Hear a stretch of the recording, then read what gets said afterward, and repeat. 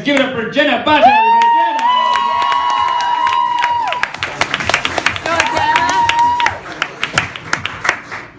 Okay, hey guys, good evening.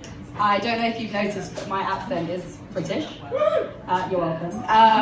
So I've lived in Canada for about a year now, a year and a half. And it's worked out really well logistically because, yeah, my accent's really hot here. So.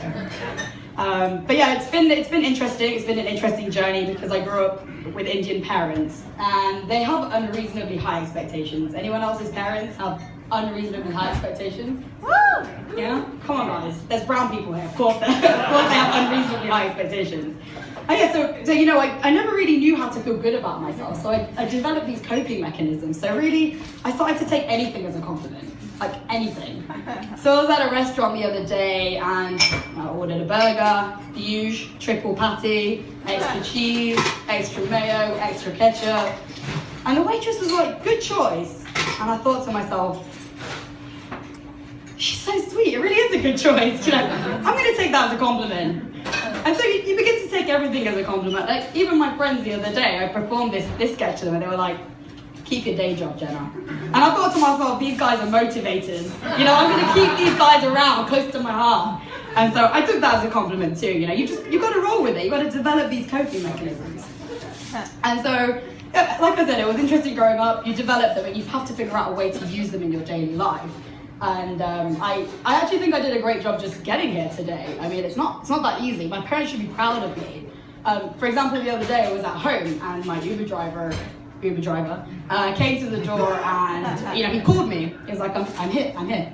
So I asked him to come to the door because I realized I couldn't actually get out. I'd locked myself inside my house. So I thought to myself, well, what do I do? You know, I can't get out and he's in the car. So I asked him, do you have a toolbox? So the guy came over, bless his heart, he came over with a toolbox and he broke the handle. And he rescued me. It was like a Rapunzel moment, you know, like a really in the Disney movie. So I was there. I got out and I thought to myself, I don't know when the next time a man is going to be in my house, let alone a man with a toolbox. So I thought, you know, do you mind if you just fix my shoulder for me? And, you know, unclog my toilet, maybe kill the spider that's in the end of my room. So he did those things. He was really sweet, he was really caring, really nice. He was a 50-year-old Chinese guy, but very giving, very nice. And I thought to myself, all right, he's done all the jobs. So we got into the Uber and he sort of looked me, it was like an awkward moment, you know, after one of those nights of passion. You don't really know what to say to each other, the walk of the chain, but he looked in his rearview mirror and he said to me, you're so smart. So he was like, you use me, you call Uber, you get electrician, you get plumber, you get handyman, you're so smart, but you use me. I thought to myself, you know what, this guy's a good catch, you know, he's a good catch, why not, you know, so I thought to myself, carpe diem. Want to go out on a date with me? He was like, no. He was like, you use me. I'm tired, I go home now. I even finished my Uber shift now. So clearly lowering my standards, even though my parents have tried to make me high standards do work. And I was like, I still took it as a compliment, you know, because you've got to feel good about yourself. So I let him drive off and I do tell my mum sometimes about the people I date. You know, this was probably one of the ones that I left out just because I felt bad about it. But when my mum calls me, she usually starts the conversation with, so, Jenna, tell me, have we found somebody yet? You think to yourself, who is this we? Who is this we that's asking if I found anyone yet? And you know, I tried to tell her sometimes about, you know, and Georgia sometimes, and so one of the people I dated last year was a lawyer, a city lawyer, great guy, had his stuff together. He lived at home with his parents, which, you know, is the usual for, you know, 2017 guys who are above 30.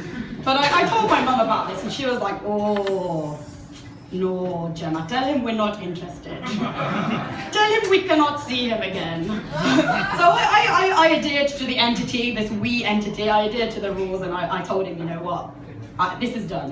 But in between that and now, the only thing that changed was that I turned 30. And so last week when I was telling my mum about this guy I started seeing, he's a, you know, ex-Walmart employee, not bad, got fired for stealing pet food, standard. And yeah, you know, divorced guy, the usual again. And my mum could not be more happy. She was ecstatic, she was like, oh, So when are we seeing him again? When will we be bringing him home? And yeah, again, I said, Mum, look, this guy's unemployed. He doesn't have a job. Why are you selling him to me now? She goes, don't worry, you can work for your father. So again, my parents have really, their standards have become really low since then. But luckily, I have recently found true love.